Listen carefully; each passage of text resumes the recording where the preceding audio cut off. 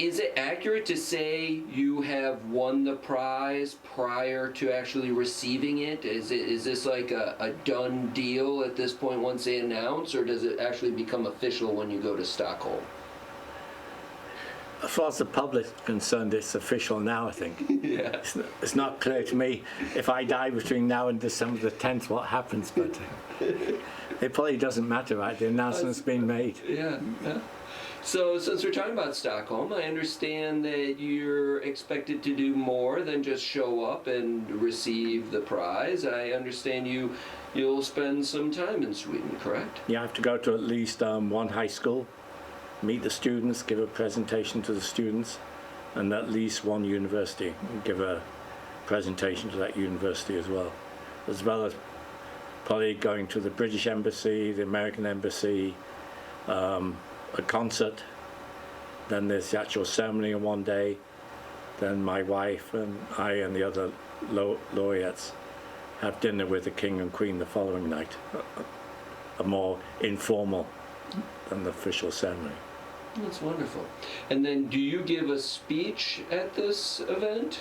We give a speech, I think, it's either Sunday or Monday beforehand, so it's like a 20-minute Nobel speech. So that's the formal speech, the formal record, I guess. And they make it more formal until we actually send it to them in written form. We do not get the money. That's right. Wasn't it a bit of an issue with Bob Dylan that he had won some kind of prize, but he needed to make his speech? Right. And they wouldn't give him the money until he made his speech? Yes. He had to go to Stockholm and make a speech, I think. He got the literature prize, maybe, was it? Yeah, I think so. Yes. Yeah. Interesting. So let's go back, if you don't mind, to when you first started your research into lithium-ion batteries. You did so for the private sector. Right. Looking back on it now, was that sort of a moment in time because of the energy crisis that these big oil companies were willing to explore alternative energy sources? Was it sort of did you happen to come across a rather narrow window of opportunity, or do these sort of large private energy companies do this sort of research all the time? When the time I went to Exxon, that was really pre the energy crisis. So Exxon had decided they wanted to be an energy company, not just a petroleum company, because they had predicted that the production of oil would peak around 2000. So they want to expand and become more diverse. So they set up a corporate research lab about 1968, 69. So they just had their 50th anniversary last year, and I went to that. So they had a lot of us to work on anything energy related, but not petroleum and not chemicals. So that's when we got interested in batteries. They had a large fuel cell project, very large solar project. They did all the nuclear reprocessing for the United States at that time. So they're very much an energy company. They really want to be the Bell Labs of the energy business. And do they continue doing that sort of work? No, I think in the mid-80s they looked at a lot of these new areas and decided they weren't $100 million a year business, and got out of most of it. They were still doing some battery work until fairly recently. They made a lot of the what we call separators for lithium-ion batteries in a joint enterprise with a Japanese affiliate. So they're still very active until 2 or 3 years ago. I think one of the things people who may be following your story quite a bit may be learning just how much, and this may not be new to people in academia, but just how much collaboration there is. I mean, as I was waiting downstairs for you, I'm looking at the wall and all the different partners involved in this. It's really not something I assume any one entity can do on their own. No, I think when we got in this business back in the late 60s, early 70s, we knew everybody in the business. There were maybe 20, 30 of us, and we had a meeting in Belgrade, Italy in 72, 80 people, faculty, postdocs, and that was the whole field at that time. And now it's thousands of people. So any of these activities now involve people from almost every country in the world. Each one has their own strength. So the US is very good at fundamental science. And clearly Asians are very good at making products that are economically successful. So one of the British papers, the Daily Telegraph, had a headline when the Nobel Prize came out, said, "Another Nobel Prize, but still no commercialization." So this has been the history of Western Europe and US. Most of the ideas come from us, but it's the Asians who are willing to commit the funds for 10 years to turn ideas into commercial products. Hopefully that's about to change. What makes you think it's about to change? What do you see on the near horizon? Germany in particular, they're spending a few $100 million to put in prototyping facilities, so it takes it from the lab to where industry can pick it up. I think there's a realization in this country now that we can't rely on China for everything, and in fact it's becoming dangerous to do that, and that we have to do the pipeline ourselves.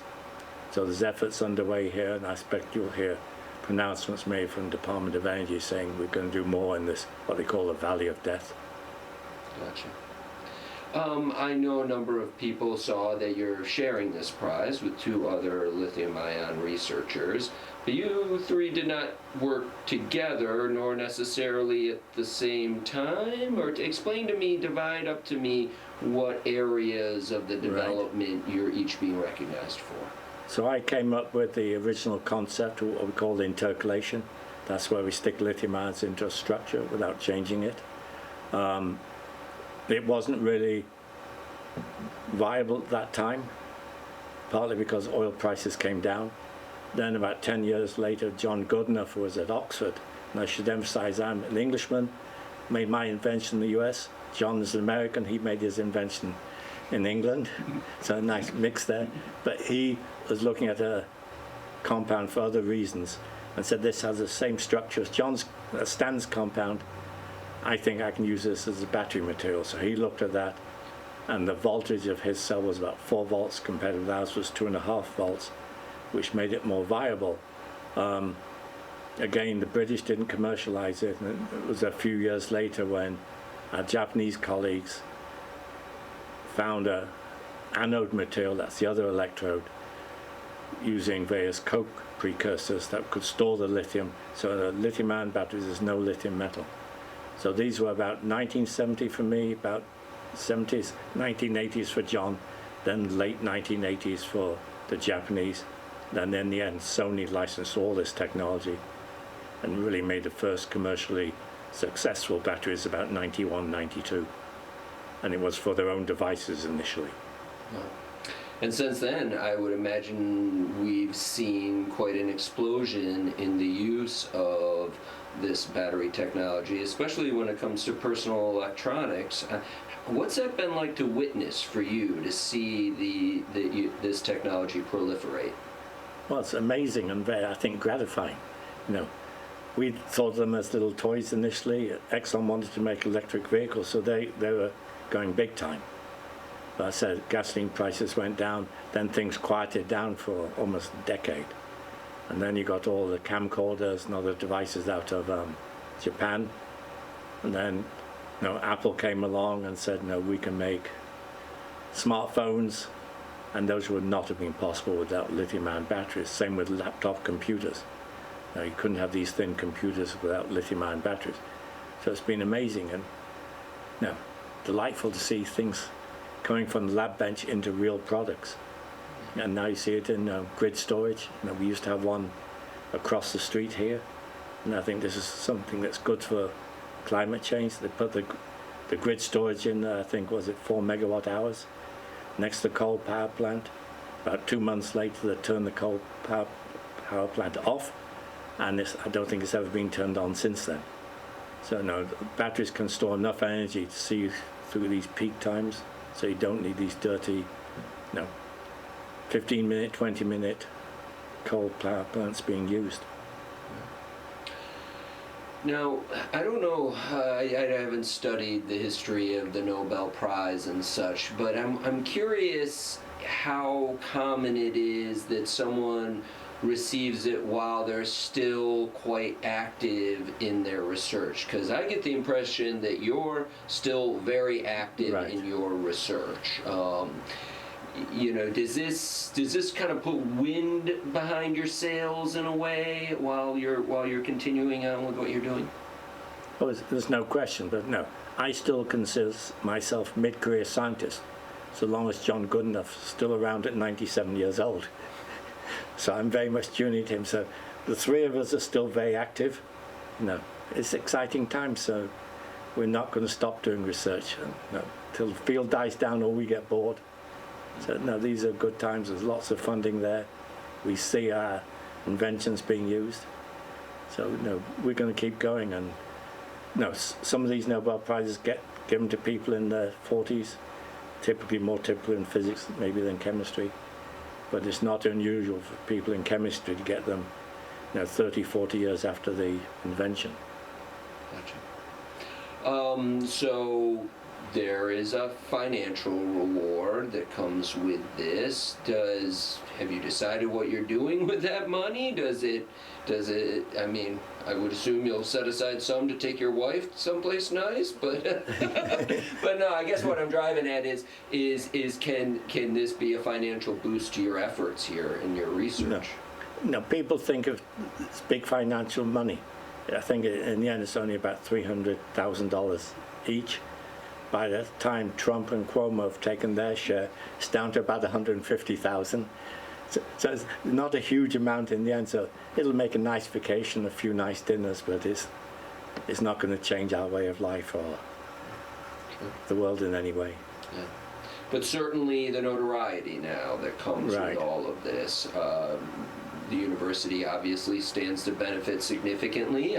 Can you start to perhaps contemplate some, benefits, whether it's more grant money coming in, or would there even be this case of, some significant expansion to what you're doing here? Yeah, I think it's going to impact everything positively. It's put Binghamton on the map. I didn't get a single question since the award announcement. Where is Binghamton? Everybody had looked it up and people told me that was one of the hottest items on Google's search for a while. It's clearly put the university on the map. So I think it's going to bring more students here. I had a letter at home when I got back from Australia this weekend from the foundation here saying these two groups of people had donated money to the university, mentioning me. So I think it's going to help everything, and certainly federal funding may be easier to get, and we're hoping state funding will be easier to get, and we can make the southern tier even more a hub of energy research, energy development and jobs in the whole energy area. Now, from my understanding, there are some private entities looking to do battery storage type business over in Endicott on the Huron campus. Is that promising in your opinion? Yes, I think that's very promising. The big issue there, any battery facility, this is a gigafactory, you're talking maybe a minimum of $100 million to get it up and running. If it's going to be very large, you're talking maybe up to $1 billion in the end. So they've really got to raise 100 million, maybe in steps of 30 million each, to get that facility in place and operating. They've already got most of the equipment they needed. We got this in the fire sale. So the equipment is in storage in the old Endicott buildings of IBM. So they just need to raise maybe 30, 40 million dollars in the next few months. Then it can be installed and they can start manufacturing batteries over there. And the other big thing over there, it's likely that a recycling company will also move in, because when you're making batteries, you're going to have waste to recycle, and there's really almost no recycling companies in the United States for lithium-ion batteries. Most of the ones in cell phones get tossed or given to somebody like Best Buy, and I don't know what they do with them, but all those have lots of cobalt in them, valuable metals. So we had a recycling facility here. We could hire more people and do something good for the environment at the same time. That's great. And they're, I would assume, looking to raise their money through like venture capitalists and such like that. Yes. So the recycling activity will be much less expensive than the battery manufacturing facility. What are some of the challenges as you push forward with your research? Obviously, you want your batteries to store more power. You want them to do it in a smaller and lighter weight and at a more cost-effective price point. Those seem all very obvious, but what about sourcing materials? You mentioned cobalt. Is cobalt something that's easy to come by? No, I think the issue right now is lithium batteries use more than half the cobalt produced in the world each year. Most of that cobalt comes from Congo in Africa, and about half that cobalt is mined by child labor. So there's a huge drive to cut the cobalt out as much as we can, both from ourselves and people like Apple are getting a lot of pressure to cut out cobalt so you don't use child labor. And it's really, I've got to say, the Chinese who are behind, I think, this child labor. No, they want the cobalt cheap. So we have programs, the DOE has major programs to eliminate most, if not all, the cobalt out of today's batteries. The other issue is if you take cobalt out, it will cut the price of the materials by 50 or 60%. So there's an economic incentive as well. So are there other minerals, metals, whatever you would call cobalt, that can be substituted for the cobalt? So most of the batteries today use a mixture of nickel, manganese, and cobalt. So we're pushing to higher nickel contents. So then we can reduce the cobalt. That gives us higher energy density as well. So there's a push to nickel. Now that's getting more expensive. So people would like to get not too much of that. So I think there's always looking for lower cost raw materials, and in particular lower cost manufacturing methods for making those materials. Obviously, there's a huge market for personal electronic devices right now. I mean, one need not worry about the sustainability of that market per se. But electric vehicles seems to be a market that has people scratching their heads. It seems like everyone's waiting for some sort of tipping point in the U.S. Maybe it's coming in Europe sooner. What do you envision? When do you see there being a large-scale transition from the internal combustion engine driving cars to electric batteries? I think a lot of that depends on Washington in our case. In Europe, it depends on the governments there, but China, for example, has said all two-wheelers, motorcycles, scooters, have to be all electric, not allowed to sell internal combustion engine ones. I was in Vietnam. In Hanoi itself, there are 8 million people, 6 million scooters. They want to convert all those over to all electric. So I think you're going to find those small devices in those countries will go first. I think you're going to see places like New York City, San Francisco, London. They're going to go all electric very quickly. I think they're probably going to ban internal combustion engines and certainly diesel from the center of cities just to keep them clean. And they can do that today with buses, delivery vans, those can go all electric. And I think it's economically viable to do that. Now, whether Binghamton will go all electric, I doubt, but I understand our bus fleet here has a higher percentage of hybrid vehicles than any other bus fleet in the world. So we lead in one sense. But here, we travel long distances. So I think plug-in hybrids is the way really to go for remote areas, where mostly commuting to and from work will be totally electric. But if you're like me, I drive to Oswego to see my wife. I need 130 miles there, 130 miles back, and in cold weather, EVs won't do it. Gotcha. Okay. All right, I don't want to take up too much more of your time, but just, I guess, I know I asked you this question the other day when we were in the president's reception room, but looking back now, you've been in Binghamton for quite some time. What was it, 88, if I recall? Yes, 31 years now. 31 years. How much do you appreciate your time here in Binghamton? Has it been a good place to continue your research? Are you looking forward to continuing on here in Binghamton? No, I've had a great time here. The university's changed a lot. We can interact across disciplines with no issues at all. There's no fiefdoms here. Lately, the state has been very good in giving us funding. We'd obviously like to do more here. You know, when I came here, IBM owned the Vestal Parkway, I think. Every building was full of IBM engineers. That's all gone away. The Vestal Parkway is totally changed. The university has increased in size by, 50-60% in the number of students. All these buildings in this ITC complex are new. So there's huge changes here, and I can't think of a better environment right now to do research. And the prize won't hurt, I think, in that endeavor.